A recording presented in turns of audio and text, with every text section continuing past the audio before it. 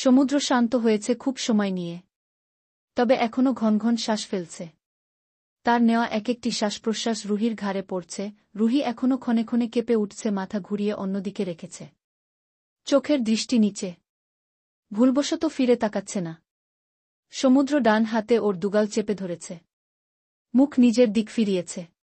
তার কণ্ঠের স্বর আধার রাতের থেকেও গভীর। মুড চেঞ্জ হয়ে গেছে। তাই বেঁচে গেলে। তবে এই ভুল যেন দ্বিতীয়বার না হয়। পরের বার কিন্তু আর ছাড় পাবে না। রুহি স্তব্ধ, বিমু। হকচকিয়ে গেল সে। পরপর নিজেকে হাওয়ায় ভাসমান অনুভব করল। অস্পষ্ট স্বরে চিৎকার করে উঠল। সমুদ্র তাকে পাজা কোলে তুলে নিয়েছে। রুহির ছটফট অগ্রাহ্য করে সামনে অগ্রসর হচ্ছে সমুদ্র। দুরু দুরু বুক কাঁপছে, চোখের কোণ কখন ভিজে উঠেছে তা রুহির অজানা। কাঁচ ভাঙার শব্দে ঘোর কেটেছে রুহির। সে সামনে তাকাল। তার ছোট্ট চোখ জোড়া বড় আকার ধারণ করেছে। রাইসার হাতে কফির মগ ছিল হয়তো। সেটা জমিনে পড়ে ভেঙে গুড়িয়ে গিয়েছে। এমতাবস্থায় মুখোমুখি তিনজন। রুহি লজ্জায় হতভম্ব হলেও সমুদ্রর কোনো হেলদোল দেখা গেল না। সিঁড়ি বেয়ে নেমে চলেছে। বা ক্রুদ্ধ রুহি একইভাবে পড়ে রইল সমুদ্রর বাহুতে। সে এতটাই অবাক হয়েছে যে ছটফট করতে ভুলে গিয়েছে। রুহির রুমে ঢুকে সমুদ্র তাকে বিছানায় ছুঁড়ে ফেলেছে। নরম তুলতুলে বিছানায় পড়ে রইল। রুহি ঘুরে তাকাল না। উঠে বসল না অবধি। শুনতে পেল দরজার শব্দ। সমুদ্র চলে গেছে। চোখ জোড়া খিচিয়ে বন্ধ করে রেখেছে। বুকে হাত চেপে ধরেছে। কিছুক্ষণ আগের ঘটনাটি বারংবার হুঙ্কার তুলছে। কাঁপিয়ে তুলছে বুকের ভেতরটা। খুব ঘুম পেয়েছে, মাথাটাও ব্যথা করতেছে। একটা পেইন কিলার খেয়ে বিছানায় গা এলিয়ে দিতেই ঘুমিয়ে গেছি। ঘুম ভাঙতেই দেখি সারা ঘর অন্ধকার হয়ে আছে। মনে মনে ভাবলাম, আমি কি মরে গেলাম নাকি? ধুর, একটা ওষুধ খেয়ে কে কবে মারা গেছে? আমিও যে কি উল্টাপাল্টা ভাবি। মাথাতে গেছে আমার। বিছানা থেকে উঠে লাইট দিতেই দেখি সমুদ্র চেয়ারে বসে আছে। দেখে বেশ চমকে গেছি। ভাগ্যিস চিল্লাই নাই। তুমি এখানে? আমি অন্য কাউকে আশা করছিলে? নাহ, কাউকেই আশা করছিলাম না। আর তুমি ঘরে ঢুকলে কি করে? দরজা তো আমি ভেতর থেকে লাগিয়েছিলাম। বেলকনি দিয়ে এসেছি। কি? মাথা গেছে তোমার? শরীরের এই অবস্থা নিয়ে তুমি বেলকনি দিয়ে এসেছ? নাহ, মাথা আমার ভালোই আছে। মাথা তো তোমার গেছে। আমার বিয়ের কথা চলছে আর তুমি চুপচাপ আছো। কিছুই বলছো না। আমি কি বলবো? তোমার বিয়ে তুমি করবে। তোমার বিয়ে কি আমি করব নাকি? মানেটা কি? আমার বিয়ে অন্য কারো সাথে হবে। তুমি এটা কি করে মানতে পারছো? না মানতে পারার কি আছে? এই দাওয়াত দিবা তো আমাকে? দাওয়াত না দিলে বিয়ে খাবো না কিন্তু। সে আর কিছুই বলল না। সে দরজা খুলতে যাচ্ছিল। আমি ভাবলাম চলে যাবে, তাহলে আমি যাই, ফ্রেশ হয়ে নেই। যেই না ওয়াশরুমে যাব, সে পিছন থেকে আমার এক হাত কোমরের সাথে টেনে ধরল। আহ! আমার লাগছে তো, ছাড়ো আমার হাত। লাগুক। এই তুমি এত্ত পরিবর্তন হলে কি করে? এত্ত জেদ কেন তোমার? আমার অন্য কারো সাথে বিয়ের কথা চলছে আর তুমি কিনা বিয়ের দাওয়াত খাওয়া নিয়ে চিন্তিত। আমি তো কোনো পরিবর্তন হই নাই। আমার কোনো জেদও নেই। আর বিয়ের দাওয়াত না দিলে যাব কেমনে? রুহি, আচ্ছা আমার দোয়া পড়ায় আসবা? দাওয়াত পাইলে? কি? আমি বিয়ের কথা বলছি, মরতে বলি নাই। হাত ছাড়ো, আমার লাগছে। সে হাত ছেড়ে দিল। আমি বললাম, তো বিয়ে কবে? কবে আনছো রাইসাকে? সে আমার দিকে একরাশ রাগ নিয়ে তাকিয়ে আছে। আমি আবার হেসে বললাম, জনাব সমুদ্র, বিয়েতে কিন্তু আমার এক্সট্রা অ্যাটেনশন চাই, প্রাক্তন বলে কথা। সে আর এবার সহ্য করতে পারল না। আয়নায় এক ঘুষি মেরে ভেঙে দিল। সাথে সাথে হাত দিয়ে রক্ত পড়া শুরু হল। আমি তো হা হয়ে তার দিকে তাকিয়ে আছি। সে দরজা খুলে বেরিয়ে গেল। জানি না কই গেল। ৩ সেকেন্ড পর তার রুম থেকে জিনিসপত্র ভাঙার শব্দ শোনা গেল। ১ মিনিটে রুমটাকে প্রায় মেরেই ফেলেছে। আন্টি কি করবে বুঝতে পারছে না। আমি ১-২ বার তাকে আটকানোর চেষ্টা করলাম, কাজ হল না। উপায় না পেয়ে তার বুকে মাথা রাখলাম, খুব শক্ত করে জড়িয়ে ধরলাম।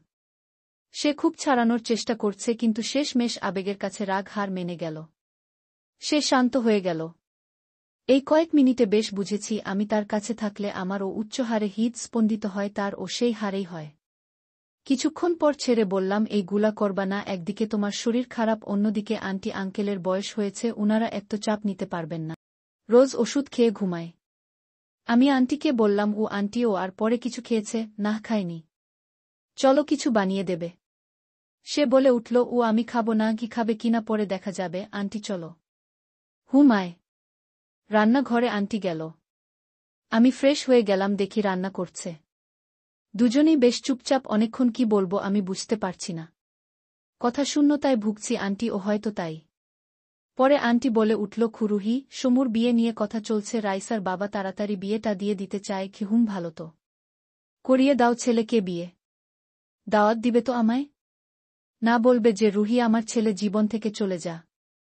বেশ ড্রামাটিকভাবে বললাম, না রে। যদি বলি আমার বাড়ির একজন হয়ে যা সারা জীবনের জন্য, আমার আরেক মেয়ে হয়ে যা, হবি তো তুই? আমার ছেলেটা সত্যিই তোকে ভালোবাসে। সম্পর্ক গড়া খুব কঠিন আর ভাঙা খুব সহজ। জানি না কি নিয়ে তোদের এমন ছাড়াছাড়ি হয়ে গেল। শুনতে চাও? তাহলে আজ রাতে আমার ঘরে এসো। সব বলল, তখন তুমি বলো আমি ভুল না ঠিক? আন্টি আর কিছু বলল না, শুধু বলল, খাবারটা দিয়ে আয় গিয়ে। হ্যাঁ দাও। যদি না খেতে চায় আমি খাইয়ে দিব, চিন্তা করো না। রুহি? হুম আন্টি। আমার ছেলেটা কি সত্যিই দোষী রে? না গো আন্টি, দোষ তো আমার, ভালোবেসেছিলাম তোমার ছেলেকে।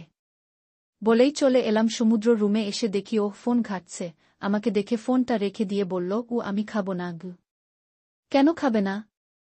এমনি খাবো না। সমুদ্র, আমার ইচ্ছে নেই তোমার সাথে খাওয়া নিয়ে যুদ্ধ করার। একটু খেলে কি খুব অসুবিধা হবে? তোমার স্পর্শ কল করেছিল। কখন? একটু আগে।